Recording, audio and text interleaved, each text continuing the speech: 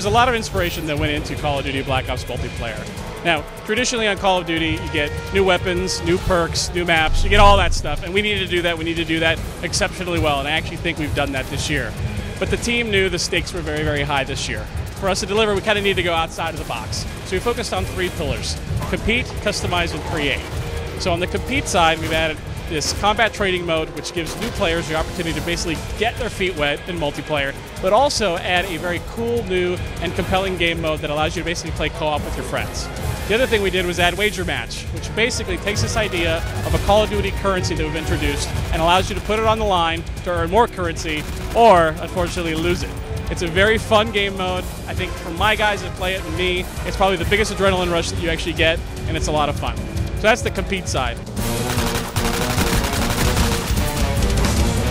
On the create, we've added this cool new theater mode. And the way the theater mode works is that you can go into your basically all your recent games, and you can play any game back as a video that you actually played. Now the cool part is it's got full DVR controls and camera controls. So I load up the match, I can go in third person, first person, break the camera, follow my guy around, and I can follow any other player around. So let's say I'm playing with someone who's really good. I'm like, wow, how does he do all this stuff? What's his loadout? I can just break the camera and follow him around and see how he plays. There's also another cool component to theater as well.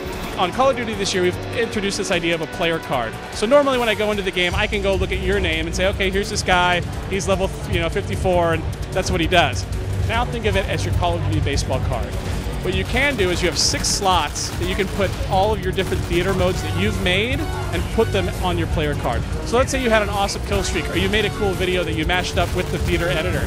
You can then put that on your player cards for when anybody goes to say, hey, who's that guy? Oh, wow, this guy's awesome. He's gotten all these cool kill streaks. Or he had this awesome, really funny tomahawk throw. And it really gives, again, players identity of what they are doing with the game. So the last one is customization. And this one's really cool. This is something where everybody's like, I want Call of Duty to be my own Call of Duty. In the previous Call of Duties, we had this idea of you unlock emblems and you unlock call signs to do it.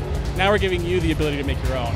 We've seen some pretty creative people come up with some pretty creative and very interesting artwork to make their emblems. But it's something where I literally was like, okay, I'm going to play around with an emblem, and then I was playing around, I was trying different things, and you literally can get lost in it because there's so many options to flip and change color and scale and do all that kind of stuff. So really what we felt was we want to offer a lot of new different content, still make a great multiplayer game, but give people ways to experience Call of Duty like they never have before.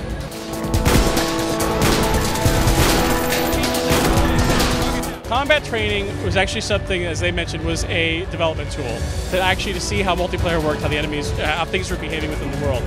Now, the way that it works is that there's different levels within combat training. So at beginner level, the AI is going to move a little bit slower, give you a basic idea of like, okay, this is how my guns work. I want to get familiarity with the map. I don't know what a Willy Pete is or what a flashbang is. And you can just try those out. So it's really this idea of creating this environment where it's safe for you to play and get your bearings. Now, as you actually level up, or actually change the difficulty level in combat training, it's actually a great warm-up, at least for me. Before I go online, I always take about 1 or 2 matches to kind of get my bearings and everything ready, and that's one of the things that combat training can do. Now, the other cool thing about combat training, it's really a co-op mode. So you and I could be over at my house, we could play combat training together. If you're over at your place, we have a bunch of other friends together, we can jump on and literally play combat training. We could be you could be with you and 2 other bots, and I could be with my buddy and 3 other bots, and you can basically create matches and try them out with a lot of bots against a very small team. So there's a lot of variability that you can do. And I actually think that this mode will be a great sort of taster for people that are sometimes intimidated by Call of Duty multiplayer, and they can have their own multiplayer experience that way. My favorite kill streak. Well, there's different ones for different reasons. I love the gunship. That's a player-controlled helicopter, something new for Call of Duty. Napalm is awesome because it looks just incredible. And then the RCXD, which is the remote control vehicle, is a lot of fun because literally it's fun chasing people down in the map. So there's a little bit for everybody. What is going to shake the foundation of multiplayer? I think when people get their hands on Wager Match mode, see what it is. We've added these 4 new game modes within Wager Match. We actually think people are going to go, wow, it's so basic, but it's so much fun. And that's one of the things that me and my team play all the time. Call of Duty Black Ops comes out on November 9th, and it's going to be on the 360, PS3, and PC, and also the Wii.